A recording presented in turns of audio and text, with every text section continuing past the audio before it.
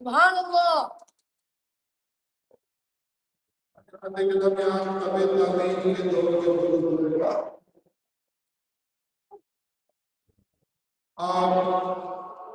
جب شہر احمد سے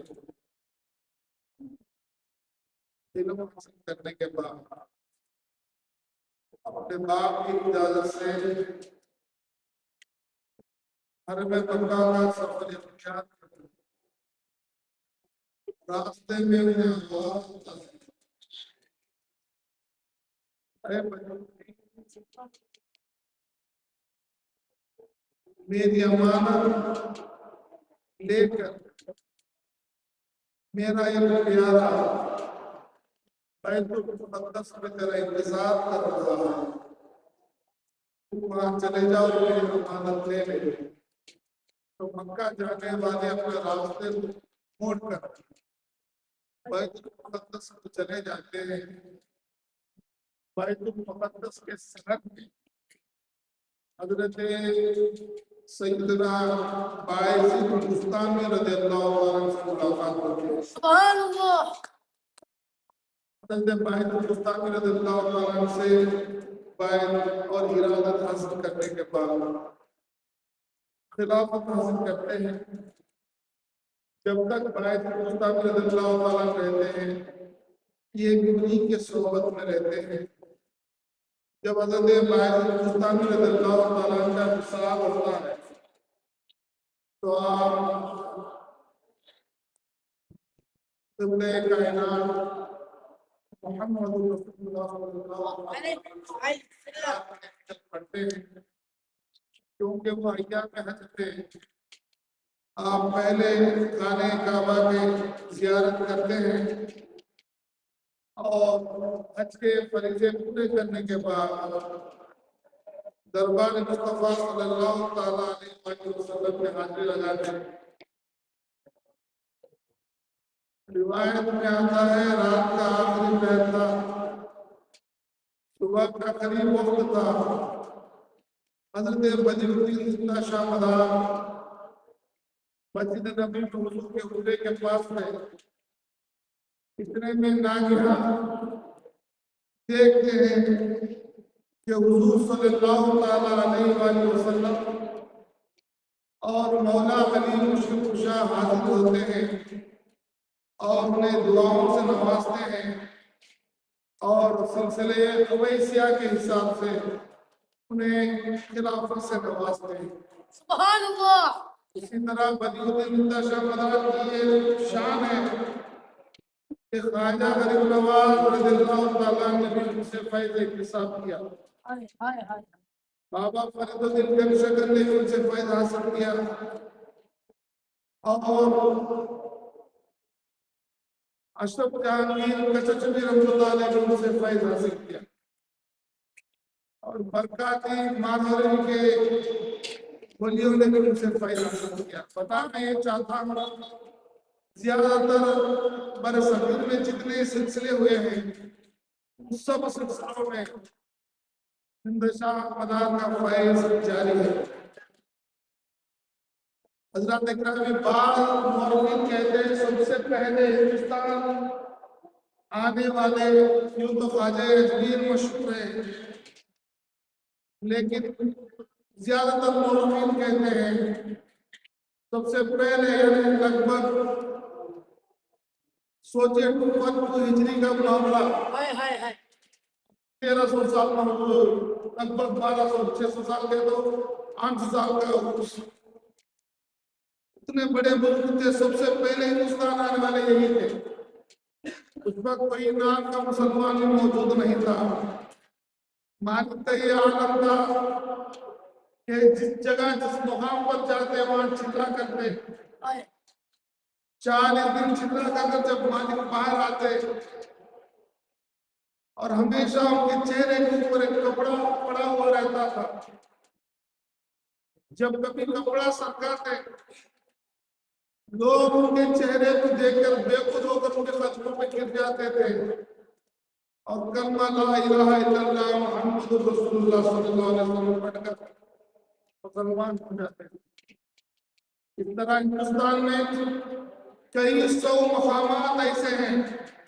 اس وقت کا ہندوستان برصغیر کا مانی پاکستان، ہندوستان اور بنگلہ دیش کے ملا کر افغانستان کا حصہ، کئی 100 کے مقام چلے کے مقام آج بھی موجود ہے۔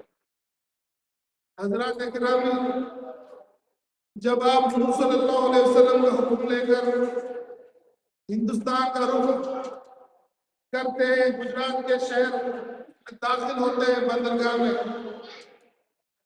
تو مالک کو بھوک اور پیاس شدت سے ہوتی ہے، اللہ کی بارگاہ میں دعا مانگتے ہیں۔ روایت میں آتا ہے کہ حضور صلی اللہ تعالیٰ علیہ وآلہ وسلم انہیں ایک لباس اور جنت کا میوہ کھلاتے ہیں، اور حضرت زندہ شاہ مدار اس طرح کی تبلیغ کرتے ہوئے آگے بڑھتے کرتے حضور صلی اللہ تعالیٰ علیہ وسلم جس مقام کا اشارہ کیا تھا، جس جھیل کا اشارہ کیا تھا، جس پانڈ کا، جس تالاب کا، جو شہر مکن پور ضلع کانپور یوپی میں پڑتا ہے، جب اس تالاب کے پاس آتے ہیں تالاب سے آواز آتی ہے یا عزیزو یا عزیزو، سبحان اللہ۔ آواز آنا تھا حضرت بدی الدین زندہ شاہ مدار رحمۃ اللہ علیہ اپنے مریدوں سے کہتے ہیں اور خلفاء سے کہتے ہیں یہی میری آخری آرام گاہ ہے، اب یہاں سے میں آگے نہیں جاؤں گا۔ حضرات اکرام وہیں پر پڑا اڑاتے ہیں اور روایت میں یہاں آتا ہے، یہاں تک بھی آتا ہے کہ تالاب کا پانی سوکھ جاتا ہے، لوگ پیاس کا شکایت کرتے ہیں، تو حضرت بدی الدین زندہ شاہ مدار اپنا عصا اپنے جانشین یاسین رحمۃ اللہ علیہ کو دیتے ہیں اور کہتے ہیں مشرق سے مغرب تک ایک لکیر کھینچ لو۔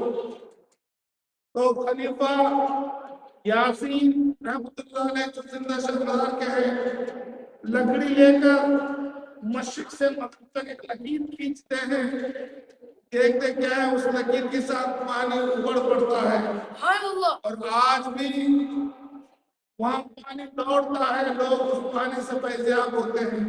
سبحان کہ اللہ زندہ کرامت ہے زندہ شاہ مدار ولی رحمۃ اللہ تعالیٰ علیہ۔ تو حضرات اکرامی، بدی الدین زندہ شاہ مدار پوری زندگی اپنی درویشی کے عالم میں گزارا، شادی نہیں کی، مجرد تھے، اپنے بھائی کے بچوں کو اپنے ساتھ لایا، انہیں بھی خلافت سے نوازا۔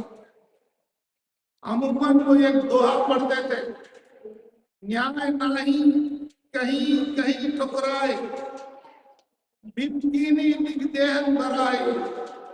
یہ دعا عموماً حضرت زندہ شاہ مدار پڑھتے تھے، لوگ اس کا بہت زیادہ اعتراض کرتے تھے۔ حضرات اکرامی، ایک بار اسی طرح جون پور پر مالک جب پہنچتے ہیں، وہاں کے دنیاوی مولوی اکٹھا ہو کر بدی الدین زندہ شاہ مدار کو روکتے ہیں اور کہتے ہیں ہم آپ سے مناظرہ کرنا چاہتے ہیں۔ وہ حسد کرنے والے تھے، کیونکہ لوگوں میں ان کا اتنا شہرت ہو گیا تھا کہ لوگ جہاں جہاں بدی الدین زندہ شاہ مدار رحمۃ اللہ علیہ پہنچتے تھے، ان کی زیارت کے لیے لوگ آ جاتے تھے۔ ان کے چرچے کو دیکھ کر یہ لوگ جلس ہو گئے، تب نہ سکے، حسد کرنے والے ہو گئے، انہیں نیچا دکھانے کی نیت سے مناظرے کا چالن کرتے ہیں۔ شاہ مدار رحمۃ اللہ کہتے ہیں میاں میں مناظرہ نہیں کرتا، میں تو فقیر ہوں، درویش ہوں، لیکن وہ نہیں مانتے۔ آخرکار درویشانہ جلال آ جاتا ہے اور بدی الدین زندہ شاہ مدار کہتا ہے ٹھیک ہے، جو چاہے پوچھ لو، جواب دے لوں گا۔ تو مولوی سب مل کر 3 سوال نکالتے ہیں، تاکہ ان تینوں سوالوں کا جواب اگر بدی الدین زندہ شاہ مدار رحمۃ اللہ علیہ غلط جواب دے دے تو بادشاہ کے ہاتھ میں قتل کر دے، یہ منصوبہ بناتے ہیں۔ تو پہلا سوال وہ پوچھتے ہیں کہ آپ کبھی بھی اپنا کپڑا کیوں نہیں بدلتے؟ آپ کا کپڑا ہمیشہ اجلا ہی کیوں رہتا ہے، پاک کیوں رہتا ہے؟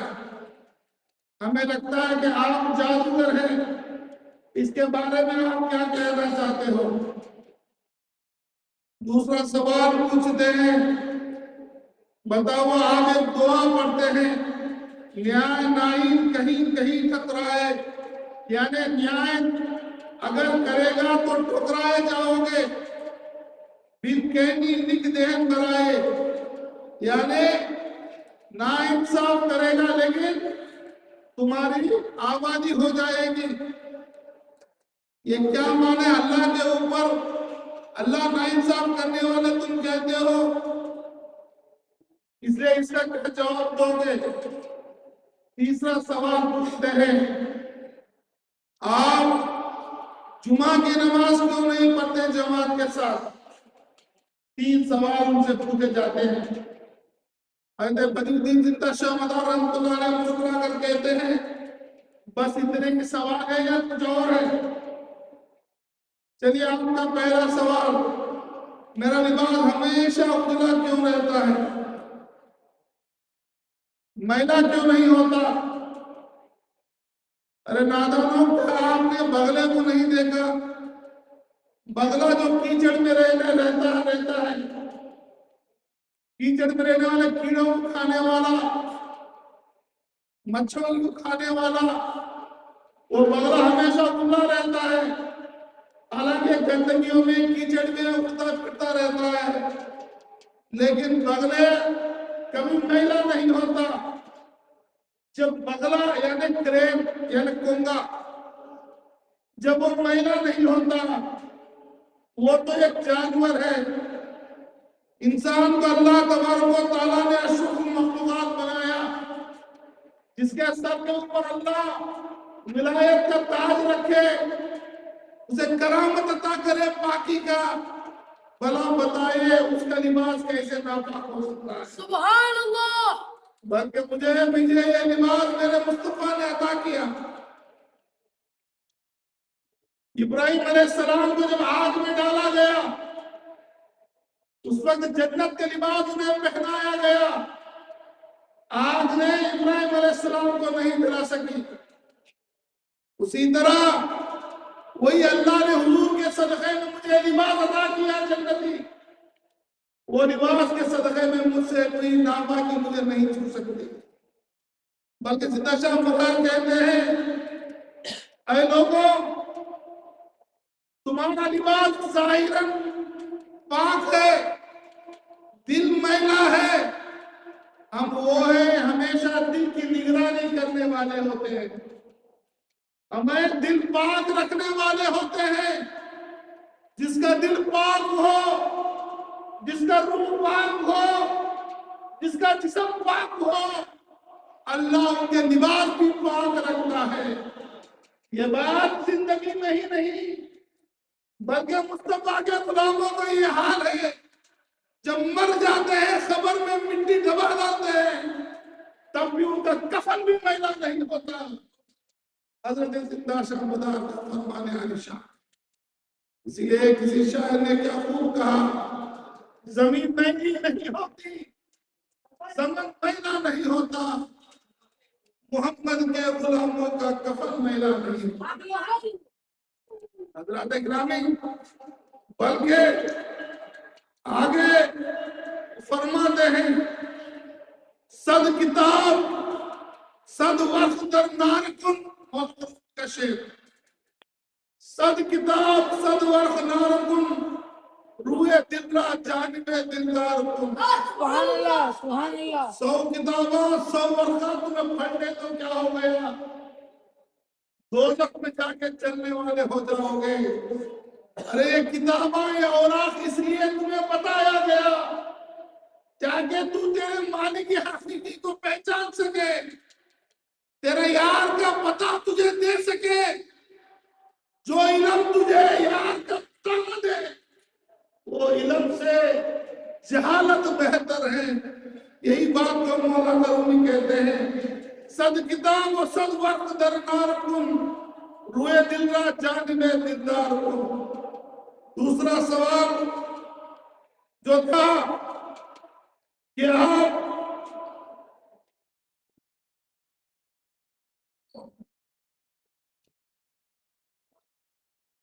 جمعے کی نماز کیوں نہیں پڑھتے؟ تو خطب المدار کہتے ہیں، میاں آپ بھی تو مفتیہ اور عالمہ ہیں، بولو یہ جواب دو، کیا مسافر پر جمعے کی نماز فرض ہے؟ تو کہتے ہیں مسافر پر تو جمعے کی نماز فرض نہیں۔ تو بتاؤ، میں 15 دن سے زیادہ کسی جگہ پر قیام کرتا ہوں؟ تو کہتے ہیں نہیں، پھر مسافر کے اوپر جو حکم ہے وہی حکم مجھ پر بھی لاگو ہوگا، اس لیے میں جمعہ نہیں ظہر کی نماز ادا کرتا ہوں۔ حضرات گرامی، اسی طرح آخری وہ دوہے کی بات آ گئی۔ دوہے کے بارے میں پوچھا جاتا ہے کہ تم یہ کیوں کہتا ہو، اگر انصاف کر لیے تو لٹیا گئے، رحم کر لیے تو چھٹیا گئے۔ اس کا معنی بتا رہا ہوں دوہے کا، کیا اللہ انصاف کرنے والا نہیں؟ تو بدیع الدین زندہ شاہ مدار فرماتے ہیں، میرا عقیدہ یہ ہے، اللہ عادل بھی ہے، اللہ رحیم بھی ہے، اللہ کریم بھی ہے۔ اے عالموں، سمجھ لو کہ میدان محشر برپا ہو گیا، اللہ عادل ہے، انصاف کرنے والا ہے۔ اللہ کہے گا لاؤ تمہارے عمل، اللہ کہے گا لاؤ میرے احسان۔ اللہ کا احسان تم کہاں تک گر سکو گے؟ عملوں کو ایسا نقصان گرو گے تو احسان بھاری پڑ جائے گا، کون بھی بچ نہیں جائے گا، بلکہ سب میں سب دوزخ میں جائیں گے۔ اسی لیے ہم میرا یہ ایمان ہے اللہ عادل ہے، لیکن اللہ اس کے ساتھ ساتھ رحیم اور کریم بھی ہے، بلکہ ان اللہ هو غفور الرحیم، ان اللہ علی کل شیء قدیر۔ اللہ جسے چاہے اس سے رحم کرنے والا ہے، جسے چاہے اسے بخشنے والا ہے۔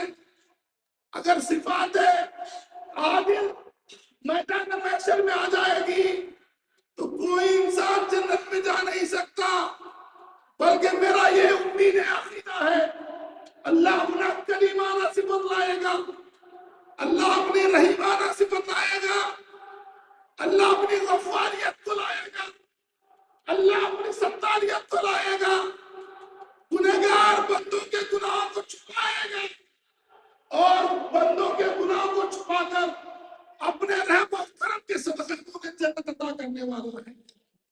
اگر وہ انصاف کرے گا سب دوزخ کو جائیں گے، بلکہ وہ کرم کرنے والا ہے، گناہوں کو نیکیوں میں بدلانے والا ہے۔ اسی لیے میں نے کہا کہ اللہ تبارک و تعالیٰ رحمت کر نبھائے گی۔ جب 3 سوالوں کے جواب زندہ شاہ مدار رحمۃ اللہ علیہ نے انہیں دیا تو عالموں نے اپنے غلطی کا احساس ہو گیا، مالک کے ہاتھوں میں توبہ کر لی۔ بہرحال 600 سال زندہ شاہ مدار رحمۃ اللہ علیہ زندہ رہے، آخری وقت آنے سے پہلے اپنا جبہ لکھنؤ میں رہنے والے مینا رحمت اللہ علیہ کو بھیجا، مخدوم مینا کو۔ اس وقت مخدوم مینا کی عمر 12 سال کی تھی، خوشی خوشی اس خرقے خلافت کو قبول کر لیا۔ اس طرح زندہ شاہ مدار رحمت اللہ علیہ مکن پور میں 600 سال کی عمر میں پہلے ہی بتا دیا کہ میں فلاں تاریخ کو پردہ کرنے والا ہوں۔ تمام خلفاء اور مریدوں کو بلایا گیا اور انہی کے جنرشن ان کے بھائی کے بیٹے انہیں غسل دینے کے بعد جب کرتے ہیں تو زندہ شاہ مدار کہتے ہیں بیٹے میرے جنازے کو یوں ہی رکھ دینا، رجال الغیب آئیں گے اور میری جنازے نہلائیں گے۔ جو لوگوں کے ہاتھوں سے غسل ہے وہ اگر انہیں غسل دیتے ہیں، کفن دیتے ہیں، بعد میں انہیں مکنپور میں اسی تالاب کے سینٹر میں جہاں ہمارے مقیم تھے وہیں دفنایا جاتا ہے۔ ہر سال جمادی الاول کے 17 تاریخ